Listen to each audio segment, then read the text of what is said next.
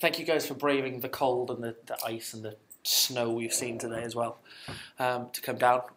First lecture is by Dr. James Intriligator from the School of Psychology, who won the Equality Champion Award at last year's Student-Led Teaching Awards. And the presentation he's giving is Out with the Old and In with the You, putting students at the heart of education. So, Dr. James Intriligator.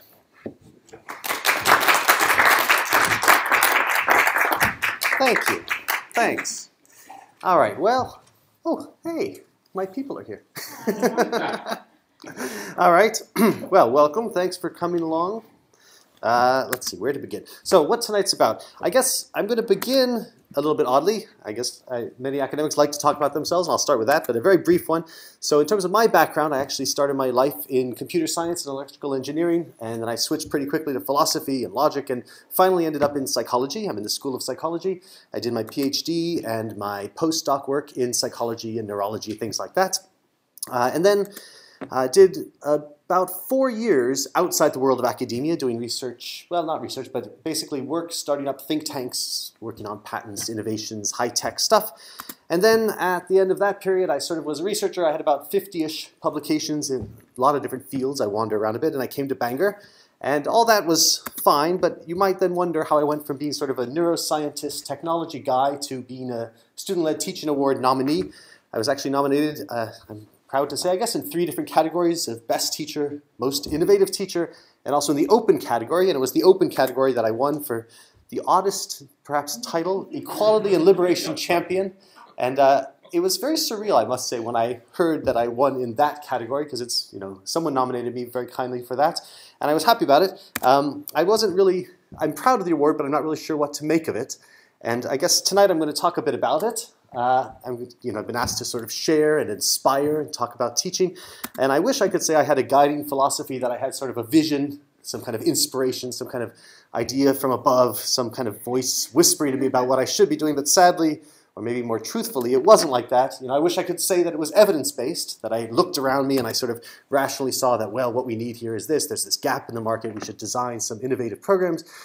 But also, sadly, it really wasn't that. It's much more like an archaeological dig or a haphazard construction. You know, I sort of just did what seemed right at the time, and I guess in a sense it was, it seemed to work in some sense. I guess it's a bit of a matter of now uncovering what was there. And so I guess tonight, in a way, is going to be a bit about that sort of uncovering what it was all about. Sort of a case study, archaeological dig into all of what I've been up to. And this is kind of the game plan of what I'm going to talk about tonight. It's a bit of a ramble.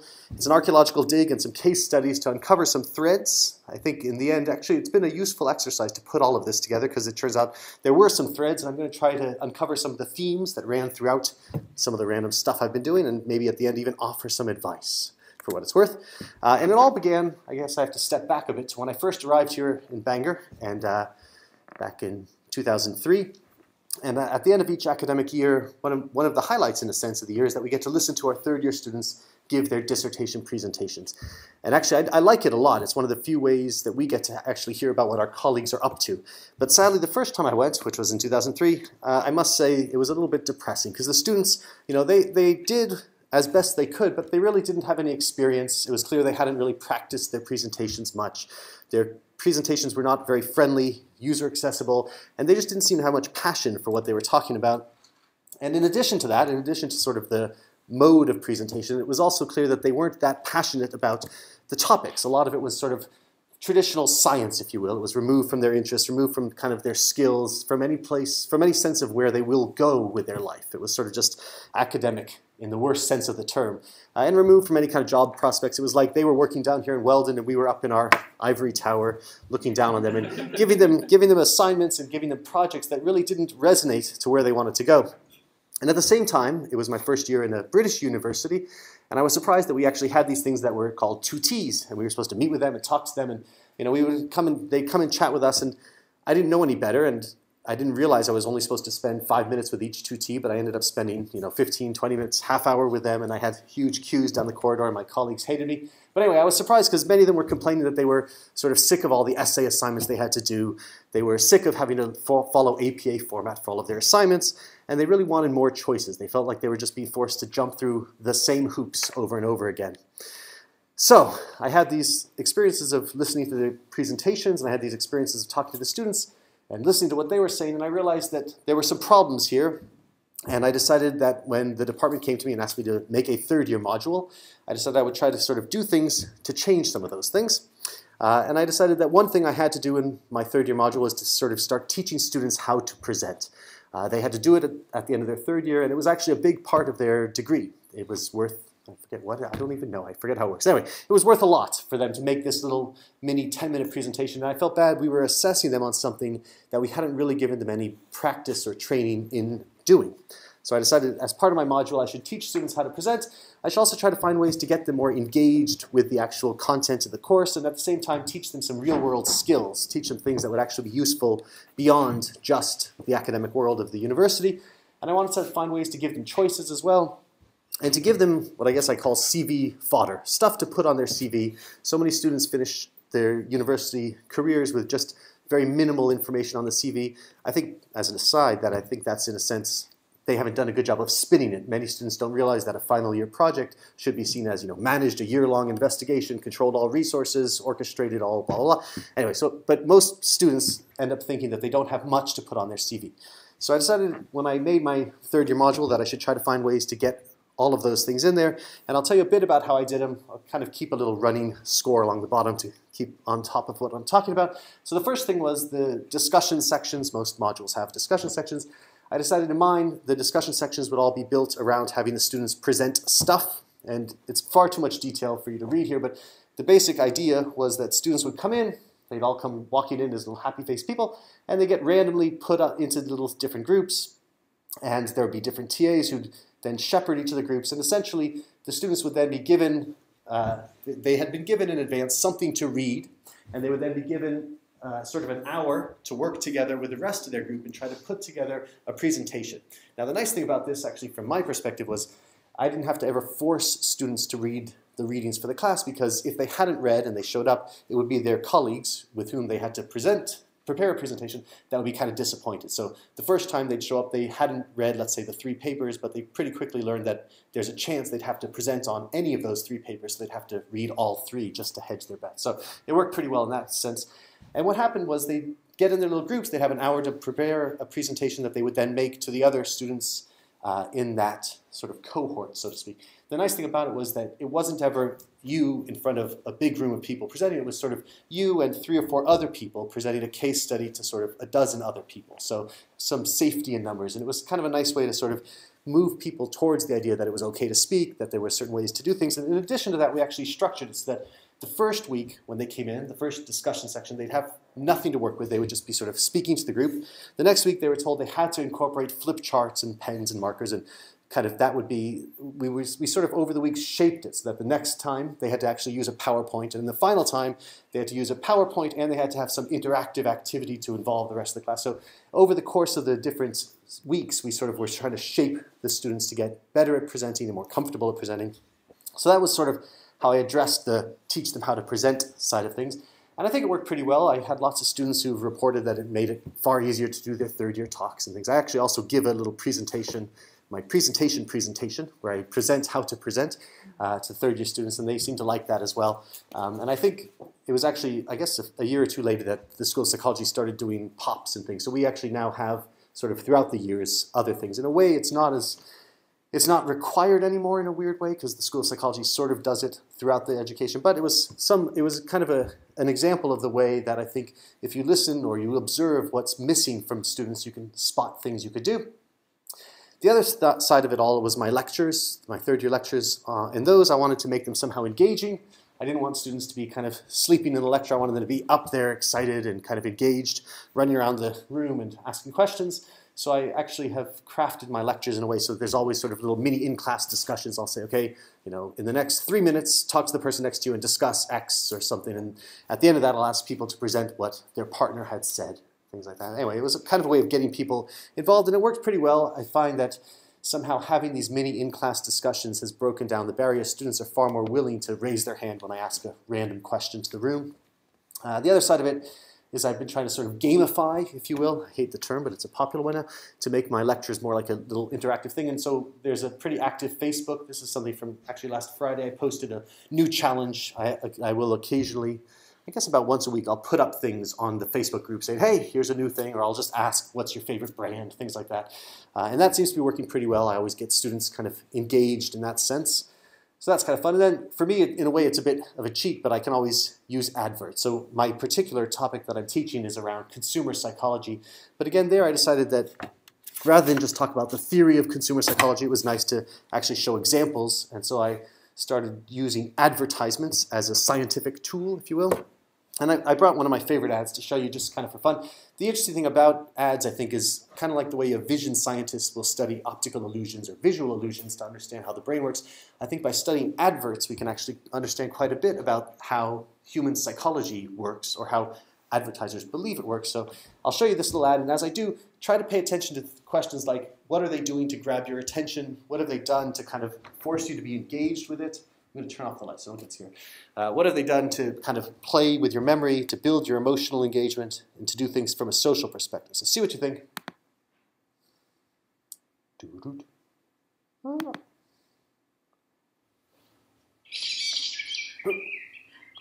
Oh, no video.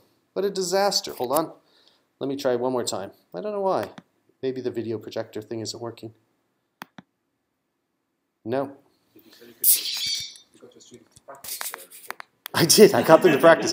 Believe it or not, I've practiced this, and it did work offline. Let's see. I'm going to try one last thing. Let's try this. I'm going to try. It may just be it doesn't like playing full screen. So let's see if I just play it here in the player. No. Huh. Well, either I can give it up. I'll give it up. It's a great ad, though. If I can find it at the end, I may come back to it.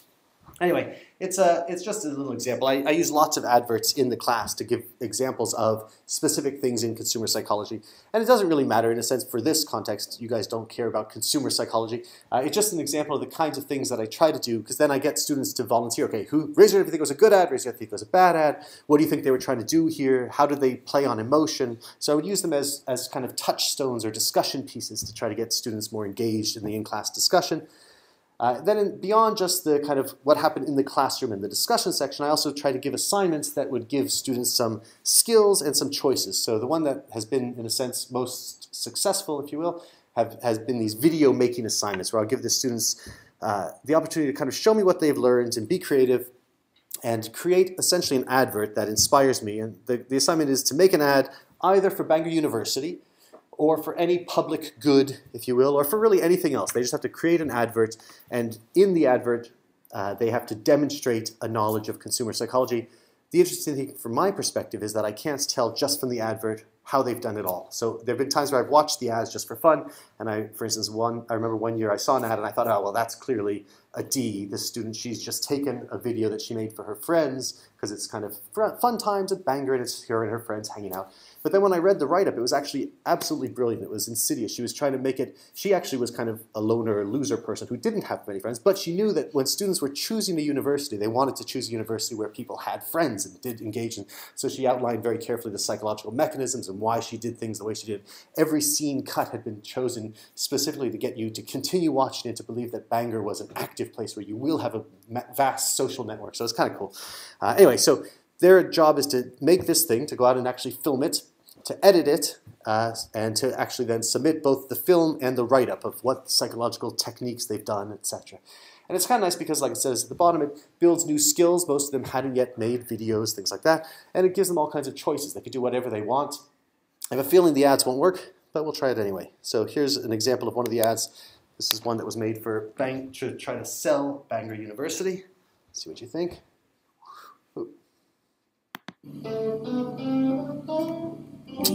No. Also not working. Sorry. I don't know what's wrong with the video. It's worth playing the audio, though. Oh, you just want the audio. Well, I remember that video. It is a good video. Computer labs. These are state-of-the-art, psychology-specific computer labs with over 100 of the newest Apple Mac desktops, all with the latest in statistical technology and staff on hand to assist you with your every need. This isn't just any library. This is a collection of 7 comprehensive libraries, with extensive subject coverage jam-packed with the latest textbooks, journals, periodicals, and electronic resources. I could put your ad, yeah. Anyway, I'll cut it out. It's a good ad, and actually we did, of course, it was a bit self-serving. So we had students make these ads, and they're up on YouTube, and I think that ad has had, I don't remember the latest numbers, it's something like 10,000 views on YouTube. So it's worked pretty well. We've actually done a nice job of selling Bangor University. Others, this is another example actually. Oh, sorry, it skipped over the other example. Something's wrong with the video on this. Anyway, there was another example of a quit smoking ad that some students made. There have been some really brilliant ads that the students have made for either public good, quit smoking, or for even kind of local things. So there was a team last year that made a video that was trying to sell the American Football Club here at Bangor. So lots of variety. And the main thing there is I think that it lets students do something that they cared about. They had some choice over it that let them feel more engaged with the whole thing.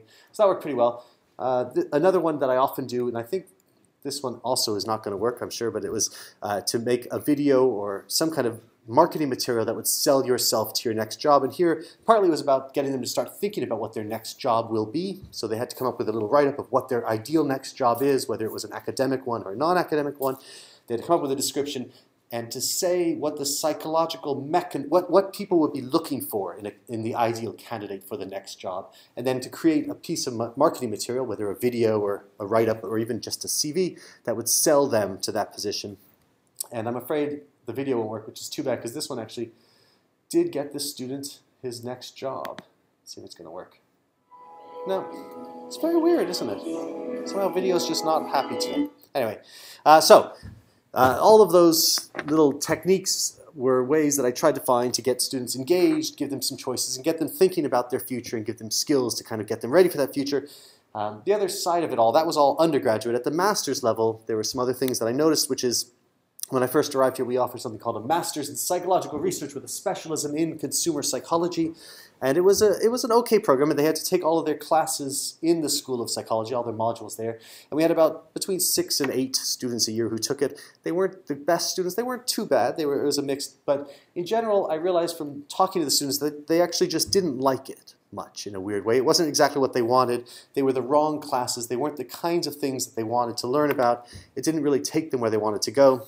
And so I sort of listened to that, and after a couple years realized that there was a much better option, which was that psychology had some classes and the business school had some classes, and instead what we should do is put them together and create a new program, which is this Master's in Consumer Psychology and Business. And the students were much happier. It let them choose modules in the School of Business and the School of Psychology, and it led to students who were more pleased with the variety and choices, and also from our perspective, led to far better students. They were students who, now we have about 40 students per year, and they tend to be great students. They're really students who've come from all over the world who've hunted down this program because it meets their needs, it gives them the job kind of skills they want, it lets them study what they want to study, learn what they want to learn, and kind of move them towards where they want to go in their career. And I think from a kind of philosophical perspective, I think that's an important aspect of education, is not just to put people on the same old track as everyone else, but to help them have a track that will take them where they want to go. So the students now are much happier. There's a picture of them from the Christmas party.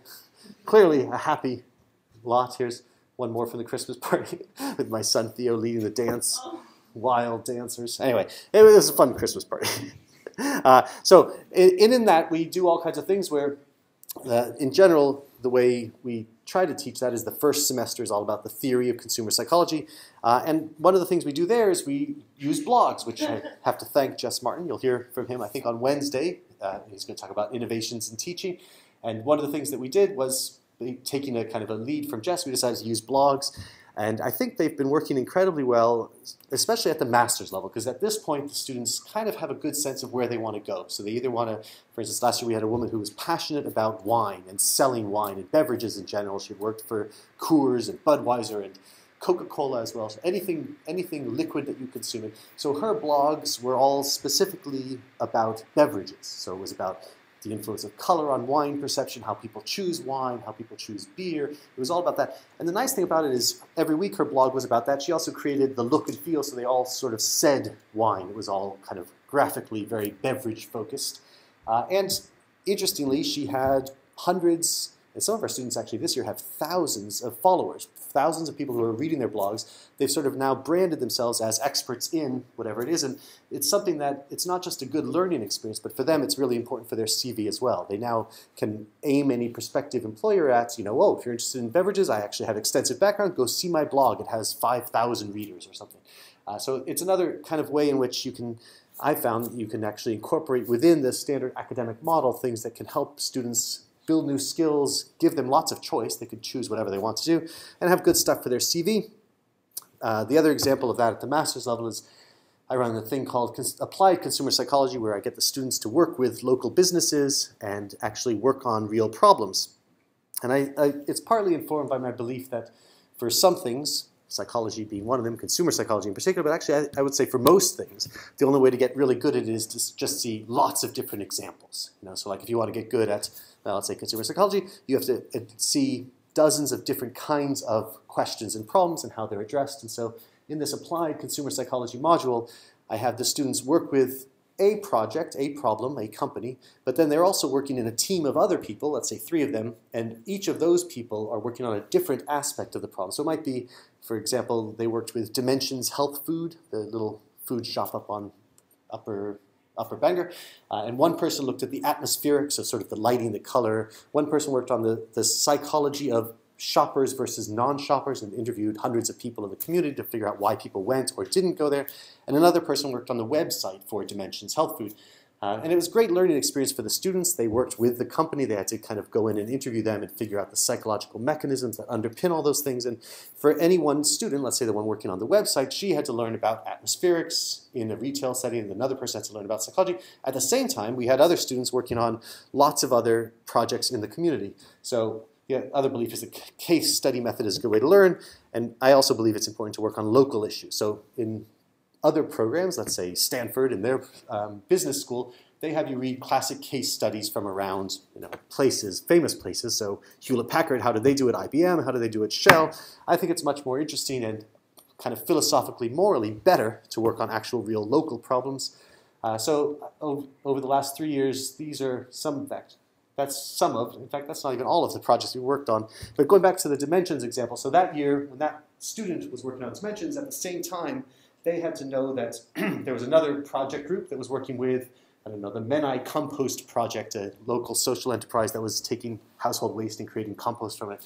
And the interesting thing about it was not just that, let's say again, if I were working on Dimensions, I had to work with my other people, but I also each week would have to serve as the in-house consultant for one of the other projects. And so I would hear from Terrace Bar what they were working on and how they were doing heat mapping to track people as they shopped around the Terrace Cafe.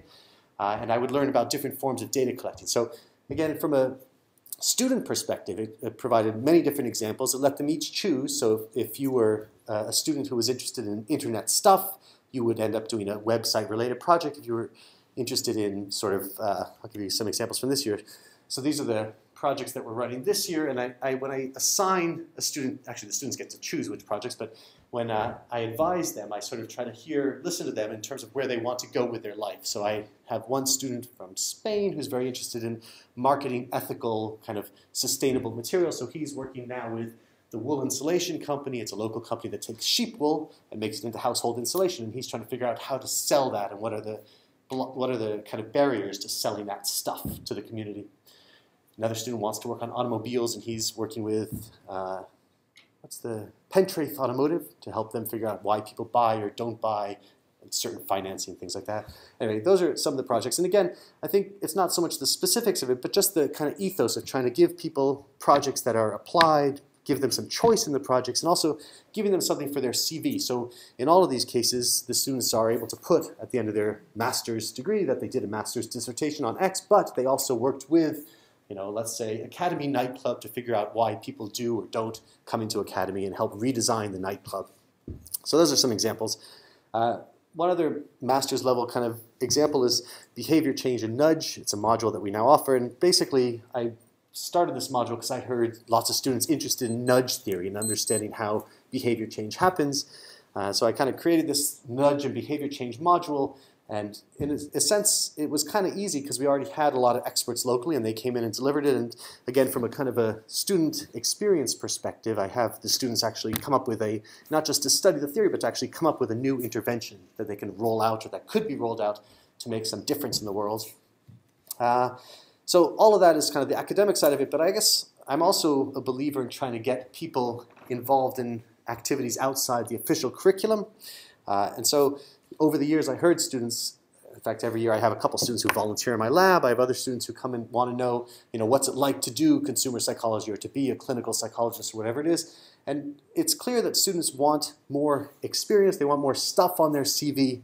And they're kind of worried that the future is going to be difficult. It's going to be hard to find a job. And if they don't have the right skills, if they don't have the right stuff on the CV, they are worried that that's what the future will be like. Luckily, it's not that bad. There are jobs still out there. So over the last couple years, I've been involved in creating a bunch of different enterprise activities. And again, this is all outside the curriculum. It's stuff for students to do. And surprisingly, students actually show up. So students do want to get involved in stuff. So Enterprise by Design is one that we've been running where students kind of get together Thursday nights and they design a new product. This year it's with DMM, design some new climbing-related product, and then they pitch it to a dragon's den full of people. And that's been going now, I guess this is our third or fourth year we've done it, and every year we have about 100 students go through. And again, they don't really get money or anything. They just come along because they want experience. They want something on their CV. I try to always help them sell it on their CV, selected to be part of an elite interdisciplinary program, blah, blah, blah. So these kind of extracurricular activities, I think, are vital, not just for the students, but also for if the university wants to have students who feel that it's a vibrant place. There should be lots of stuff like this happening. So anyway, that's one of the things that I guess one of my messages is that more of these kind of extracurricular activities are good. Last year, we ran something called the Social Enterprise Accelerator, where students came together with local social enterprises to kind of help make new social enterprises and accelerate them. And then this year, this is kind of fun, we're doing something Young Enterprise, it's called. It's actually a national scheme. And they've brought it now to universities. So we have a team this year that's making beer, essentially, or they're rebranding beer. They're buying white label beer and making University of Ales beer. That's their little logo. And it's going to be a posh ale. I think the first one is Thirst Degree? No, something like that. Thirst Degree. No. Honors, Thirst, something cute like that. So anyway, it's another kind of enterprise activity. The other side of things that I kind of like, well, I don't really like, but it's good for the students, is getting involved in these competitions. So over the last couple of years, I've taken teams down to various places. This year, in fact, just 2 weeks ago, I took those 6 jokers, master's students, down to Cardiff to be in another one competition. And that team, the National Thrust, as they were called, they were one of the 3 finalists for the competition. They got to present down in the Senath building in Cardiff, which is kind of cool. And again, it's just good stuff for their experience, for their CV. I'm always surprised. I decide to try out things. I'll say, hey, anyone want to do X? I need someone to volunteer to get involved with this project, or would anyone want to come along for this? And they always seem to show up. And it just, I guess, suggests to me that there's a lot of desire to be involved and engaged in things. And I think often we forget that students are passionate learners, and whatever we suggest, they'll kind of go for. One of the other projects that I'm sort of part of nowadays is this enterprise hub with colleague Menai and Clindrillo. We're kind of creating this, I don't even know how to describe it. It's essentially a hub to try to bring a culture of enterprise and aspiration to the young people of North Wales. And this is something that I'm hoping will have more and more impact on Bangor University and the region as well, that kind of stuff. So I'm going to wrap up a bit. So like I said, it's a bit of an archaeological dig, and I think I've gone through a bunch of random case studies, and now the question is, were there any themes, and do I have any overall advice after I went through it all? And I guess the first one is to just essentially listen to your students. It sounds kind of ridiculous and perhaps even insulting to suggest that you wouldn't, but you'd be surprised if you start listening to what their ideas are. They often are far more creative, innovative, and inspiring than you might suspect. They often will have good ideas about what would engage them and people like them in modules. And of course, listen to your colleagues. People like Jess always have brilliant ideas, and it's inspiring to have them around, and it's nice to think about how to incorporate some of their ideas into your own work. And then, I think thinking about what your students really want is an important thing. In wearing my other hat of consumer psychology, there's a lot of, there's if you will, a sea change occurring now, where we're now in an era of mass customization, and it's really about trying to get everyone the specific customized product, whether it's a car or an iPod or an iPhone. Everyone wants their own product. They want their own uniquely designed product that they've been able to input into. So in fact, like prepare-at-home foods is one of the fastest growing categories, because there people get to actually get engaged with creating their own little product. And I think education really, in a sense, is no different from that. It is, in a sense, a product service. It's hard to say, like any other, but no matter how you think of education as a product or as a service, I think the fact that people will want to customize it is still essential. And if you don't give people the choice, they will go elsewhere, in a sense. And not just thinking about what they want, but you should also think a bit about what they need. You know, many of us are a bit older than the typical first, second, or third year undergrad. Whoa! And we often have good senses of what it is that students need, whether it's presenting skills or writing skills. I should mention, in the videos that I have the students make, I was always surprised at how good they were. I think the other side of it is that there is a cultural change, and students are not so brilliant at writing, but they're really brilliant at storytelling in the visual domain. So if you want to try to find ways to kind of pull out some of the best from students, I say give them options. Don't force them to write in a standard essay format. Maybe give them options to write a cartoonified version or something. And give students choice and give them opportunities to engage is the other kind of theme that I found has worked quite well. And basically just try to find ways to get them involved and active, and give them experiences that will add to their CV fodder, give them experiences that they can put on their CV to summarize all the great stuff that they've been up to. And I guess that's all I have to say. So thank you very much.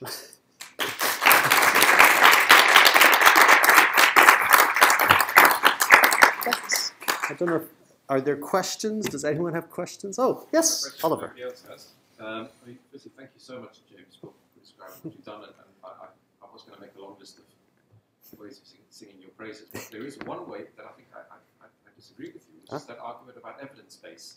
I can't believe that effects like this, which are so powerful, haven't been pretty comprehensively demonstrated, that engagements of students in the learning process has got to make a difference. I forget, did you say earlier that there wasn't any evidence, or that you hadn't looked for the evidence? I'm sure that there is evidence, and I'm sure Jess knows about evidence. And there's as you may, I assume you know, that there's now we're trying to form a Center for Evidence-Based Learning and Teaching here. And so I'm hoping that, along with others at Bangor, we're going to become one of the leaders to try to put together that evidence base. I think some of this stuff, I'm sure, has been evidenced in various domains, but I guess the idea of giving students choice and engagement is something that still has a lot of mileage in it, and I'm sure there's a lot more evidence still to be collected. I guess in my case, I didn't do any of it based on evidence. Well, Jess, I knew from his example that blogs worked, so in a sense I had that as my single data point evidence. Blogs work, so I tried that. But I guess for me, a lot of it is just about understanding what it is that I think the students want, what they say they want, and the other side of it is, I guess, suppose thinking about them as if they were people in an odd way, you know. So I remember, yeah, shocking. I still remember on the nomination form that they showed when in the awards ceremony for the Equality and Liberation Champion. One of the things that the students said was that James Intriligator treats us as if we were people, which I thought was so ironic, you know, that as if they were people, because they are actually people. But you know, we sort of do tend to treat students as if they were sort of just people out there and not people like us people. And so I found that if you start thinking of them as people and try to treat them like people, it seems to make a difference as well. I should have looked more for the evidence, but I just did it based on a guess. Any other questions? I have a second question for you. But I don't want to keep you all night. So if somebody else has a question, they should go instead of me. Looks like it's just you. So my question is, clearly, or intuitively, this is exactly the way that ideally we should all be structuring our teaching. Yet, most people are not. So what do you think the barriers are that are stopping our academics from engaging in the educational process in this way? I have a couple of ideas, but... Yeah, I mean, I guess clearly, I'm sure we all agree as academics that one of the problems is it's just momentum, and it's more work to redesign a course than it is to just keep running it as you've always been running it. So I think partly there's that issue. and I'm guilty of that myself. Every year I think I really should change this aspect of the module, but I'd have to then change that aspect, and I have to redo this lecture, and I make small tweaks instead of major foundational changes. I think that's part of the problem, especially for lecturers who've been around for a long time. They already have developed the material, and it's kind of a lot of work to change it. I think there's another part of it is just sort of fear of the unknown. When we decided to try blogs, Jess said it worked. It worked with lots of third-year undergrads. I wasn't sure would master's students buy it. At that point, once you're a master's student, you might see through that we're just having you write. Is that really education? As a master's student, they might not buy it, but they did. So, I guess I've tried lots of random things. Facebook, call outs on Facebook. Hey, anyone have this? And every time I do it, I'm just a little bit nervous. Will anyone actually respond? Will they actually believe that this is education? Can I actually get away with showing 10 adverts in a lecture?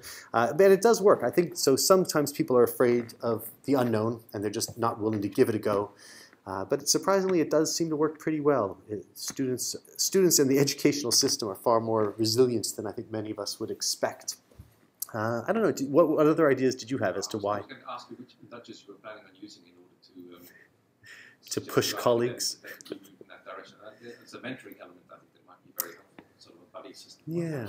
I've been shocked at how innovative and creative many of the other lecturers at the university are, and other schools as well. So we had this Academy of Teaching Fellows conference, and we each had to, many of you were there, we each had to choose sort of a session to go to, and so I happened to go to one on incorporating enterprise education in the curriculum or something, and there was a guy from biological sciences who described his module. It was just brilliant, absolutely brilliant. And I think one of the problems is I've already forgotten who he was, what he said, etc. But I still remember how he said it, and it seemed like a brilliant concept.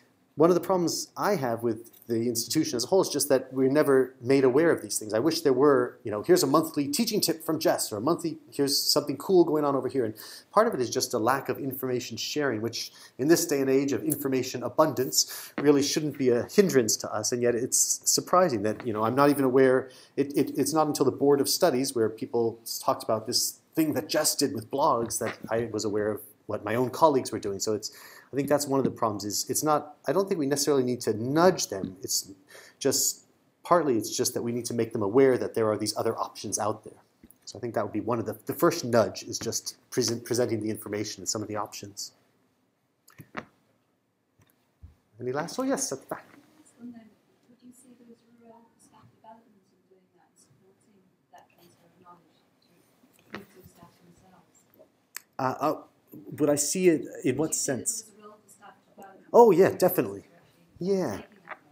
I think that staff development, I think the students would be far happier and the staff would be far happier if they could just incorporate a little bit more of kind of some of these engaging activities and more, not even so much engaging because, I think there are many lecturers who are incredibly engaging, but just ways of getting students engaged in meaningful activities that mean something to the students. And I think that there's a huge opportunity there. Also, just being in Bangor, there's a huge opportunity to help the local community. So another little example is the Bangor Museum, or the Gwynedd Art Gallery, and has some complicated name, right by Subway in the middle of the arch. Most people don't even know where it is, sadly. Every year we've had some projects looking at it, but I recently, for various reasons, was talking to them about creating a new program with the university to try to get students to go to that museum, and they were quite keen to do it. The problem was just trying to find a way to get other staff members to be interested. And the idea was simply to create little competitions where you could say, for instance, in the month of June, there'll be a wall in the museum that's available to the Bangor Business School. And then in July, there'll be a wall of the museum that's open to archaeology in August. And so the museum was keen on this because, of course, it would bring students, get them engaged. And what I had suggested was that we could get other staff members, like in business, who they would just offer it up and say, hey, students in business school, we've been given a wall. We're looking for ideas. The first, we'll accept ideas until X date, and then we'll look for the top one. Whatever idea wins, you'll get to create your wall. So there's no money involved. You're not offering, there's no cost to the business school. It's just a way of sort of getting students engaged and getting the university engaged with the community. And it's odd because I will often suggest these things, but somehow staff are reluctant. And I'm not sure if it's a matter of educating staff or kind of developing staff, but I think there should be some way in which to nudge staff towards getting them a bit more open to some of these kind of radical ideas. I don't know. So yeah, I guess yes to staff development. How to do it is the hard part, and I don't know what to say to that one. Yes, at the back. Do you think there's any implications in pushing these down to the A-level syllabus in schools? Yeah, that's an interesting idea. I mean, especially with sort of colleague Menai, some of that work that I mentioned we're doing with Enterprise Hub, we've been thinking about pushing it down. Actually, we were just talking about this recently, how often in secondary schools they do things far more interesting and engaging than we do here at the university. And we were just discussing, is it a philosophical problem or a history? Like my son back there, he's at Friars nearby, and they recently were measuring the speed of sound, and they actually got the kids out onto the playing field and had them making sound, and other kids stopped watching recording sound. And you know, that's how to teach physics, and that's how to teach problem solving and stuff. And somehow we've grown to believe that at the university level it shouldn't be like that. It should be someone up here who's lecturing about the speed of sound and showing you equations. And I think the experiential side of learning is still alive at secondary and still a little bit alive at A-level, but somehow gets lost at university. So I don't even know if it's a matter of pushing it down to A-level or taking what's at A-level and pushing it up to university. So, yes? Well, I think what I hear most in my department is that there's an overall fear of spoon feeding. Yeah. How do you plan to address that particular fear? A lot of the older staff have come from a background where they were given a book and they were given a piece of paper and you had to learn it or you didn't learn it. And they're worried about making, I don't know, training wheels for students now. How do you combat that? Yeah, I mean, I guess it's a good point. I mean, the fear of spoon feeding is one that is alive and well. And I guess my immediate response would be that we may, it's not that we're spoon feeding them kind of facts. It's instead that we're teaching skills about how to work with knowledge. You know, so I guess in terms of education, there's a couple sides of it. You want to give people little bits of knowledge in there, but you also want to give them skills and kind of teach them how to work with that knowledge. And it's not that we're necessarily spoon-feeding the facts, but that we're instead creating systems where they'll have to get engaged in discovering the facts in a weird way. So, I mean, it's hard to say. I mean, if in a sense, I would say that the old system of lecturing is far more spoon-feeding, right? It's saying, here's the content from the book, here's what chapter 1 says, you know, here's the right answer for the test. Whereas if I show students a TV ad and I say, okay, what was that all about? It's not really spoon-feeding, it's kind of just creating new problems for them to solve. It's the same like when I used to teach sort of perception, vision, and attention. You know, you spend a lot of time, you do have to spend some time understanding, you know, sort of neuroanatomy, and here's how the brain works, and here's the bits of the brain, but you also then can show illusions and have people measure sort of how things work, and it's a different kind of teaching. So I would say that it could run the risk of being criticized as spoon-feeding knowledge, but it would be a misplaced criticism. It's really trying to teach skills instead of just convey knowledge. I don't know if that made sense. Oh yeah, at the back. By doing the teaching method that you were just talking about, does that make it hard to empirically test it? Or are there ways that it can be tested that are different to what the testing strategy now? Do you mean test the teaching or test the knowledge that the students have acquired? Test the knowledge. Yeah. That is a bit of a challenge. So, and it requires some creativity. I mean, I think that it's really not, my students might be surprised, but they shouldn't be when on the final exam there's a photograph of a magazine ad and it says, what is this all about? Well, it says a bit more than that, but I think that if you're going to engage in trying to teach this kind of knowledge, experiential-based skills, you should be ready to test in that same way.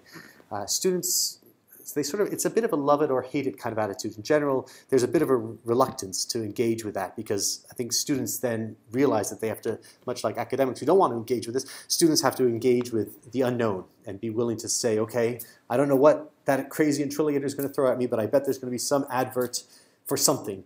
And some students really don't like that because they would much rather know that if they understood this article and this particular kind of bit of knowledge, then they'll be fine for the test. And they don't like being tested for sort of skills.